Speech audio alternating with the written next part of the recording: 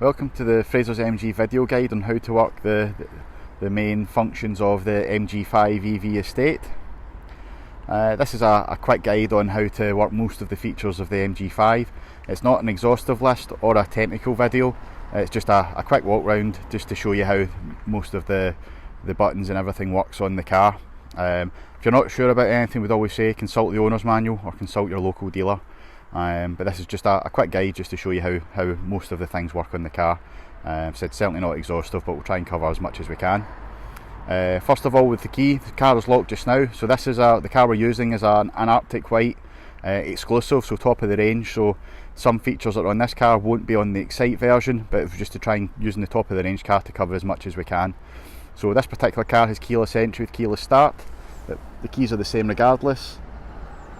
So your top button's lock, bottom one's unlock, so we could either use the key to unlock it like we would on an Excite, have a top button to lock it, or I said being an exclusive, you walk up to the car with the key nearby, push the button, and the powerful mirrors that are on the exclusive open up, and that lets you open the car. Now also, for charging the MG5, the door is the MG badge, so you push that and it opens up that way. Then you've got your two connections. Your top one here is your Type 2, your 7 kilowatt charge, and then your CCS, which is your 50 kilowatt charge there. That gives you your two connections there. And in the boot,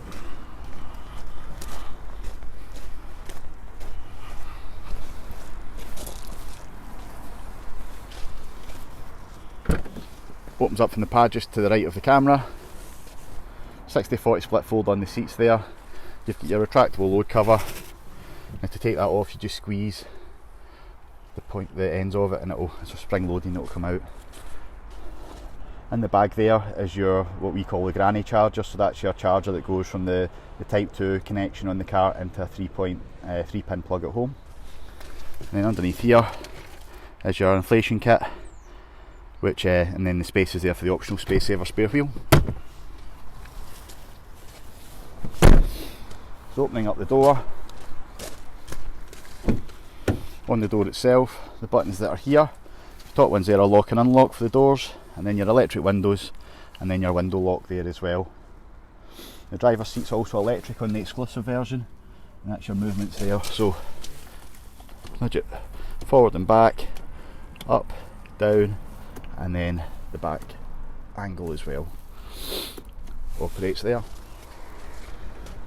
Just whilst before we go into the car, you start the car with the button there, that's your headlamp levelling, and then this is your door mirror movement, so left and right, and you move it like a little joystick.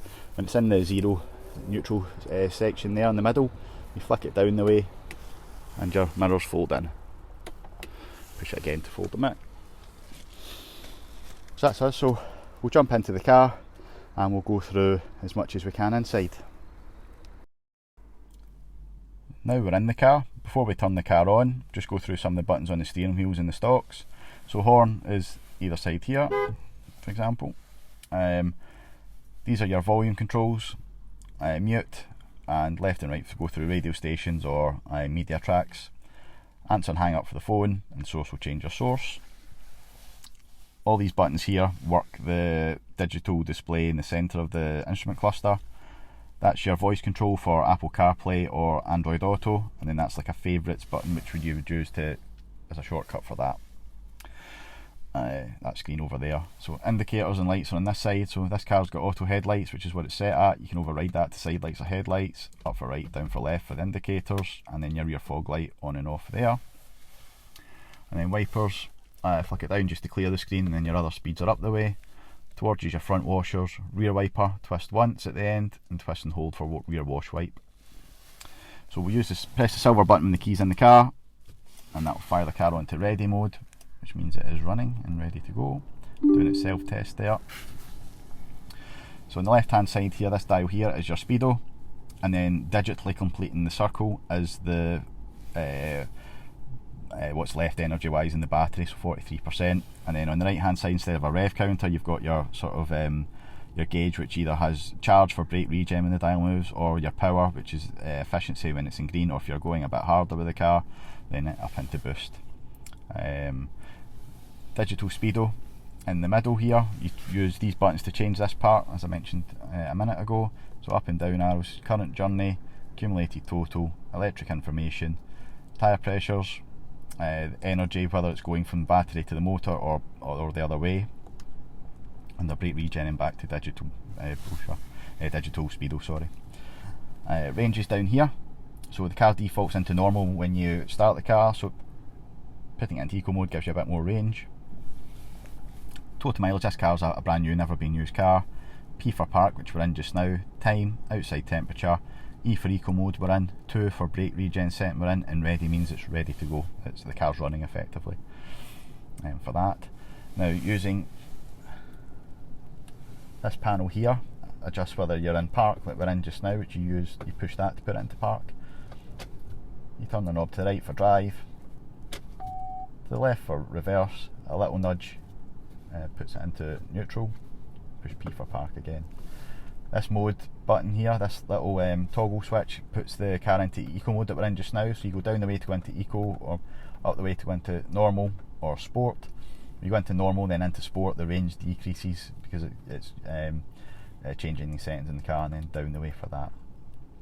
And then that's your KERS, so all the way down to push it towards you effectively, backwards to go down a number, up the way forwards to go up a number. So 1's your lightest brake regen setting, 2 middle of the road, and 3 is your harshest brake regen setting. So playing about with these settings, especially the KERS, once you get used to the car and when to lift off, etc., will help you get the most out of the range of the car.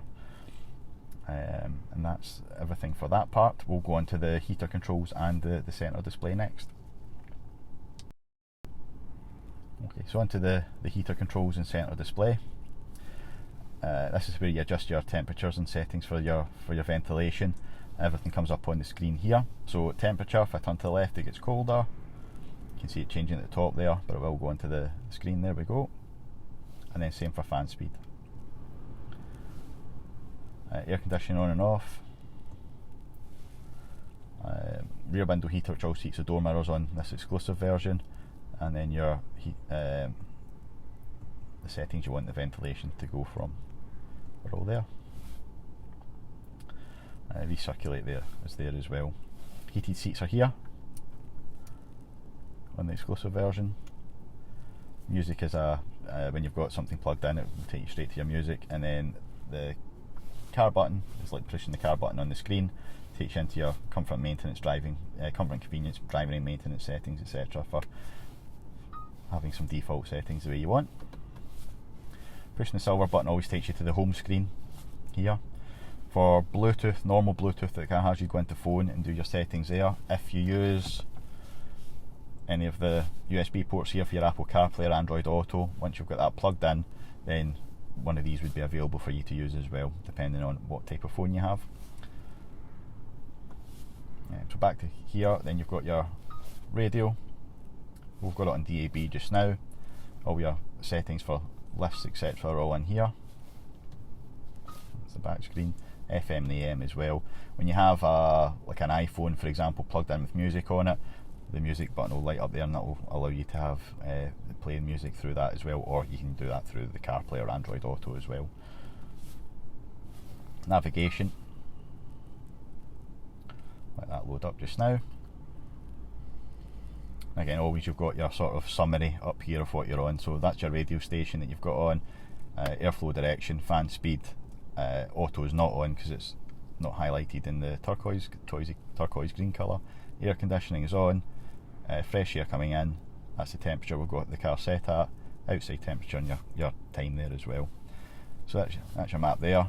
You push the bottom right button there, and then you've got your new route and all the settings from there, 2D or 3D if you wish as well.